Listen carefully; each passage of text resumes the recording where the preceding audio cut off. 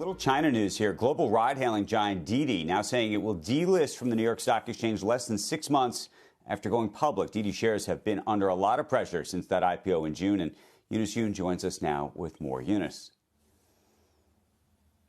Thanks, Andrew. Well, Didi looks as though it's shifting its listing to Hong Kong. The company didn't cite any specific reasons, but the company has been under pressure from Chinese regulators who've expressed their concern that Didi could be a national security risk because of its combination of its treasure trove of data and its exposure to U.S. authorities. Now, for U.S. investors, Didi says that it will ensure its shares are convertible into freely tradable shares on another internationally recognized stock exchange. It will hold a shareholder meeting for a vote, and it will immediately pursue a listing in Hong Kong. Now, what's unclear is whether or not the Hong Kong Stock Exchange would accept Didi. The Hong Kong Stock Exchange is known to have a very strict regulations when it comes to IPOs. And also the speculation has been that Didi didn't pursue an IPO in Hong Kong and rather went to New York because it couldn't meet the requirements of the Hong Kong Stock Exchange when it came to certain permits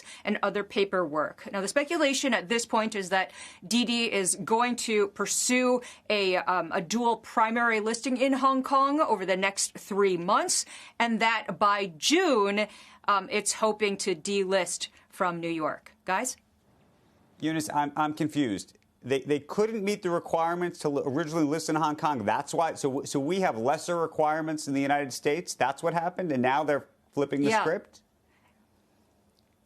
Yeah, actually, there are a lot of Chinese companies that go to the United States because they say that the regulations there are much looser than they are for Hong Kong. And same for Shanghai, where in Shanghai for a very long time, they required that companies make a profit, prove they make a profit. In the U.S., you don't have to prove you make a profit. You could list there, and that's not a problem. So because of that, there is some a big question mark that Didi might not actually meet the requirements in Hong Kong.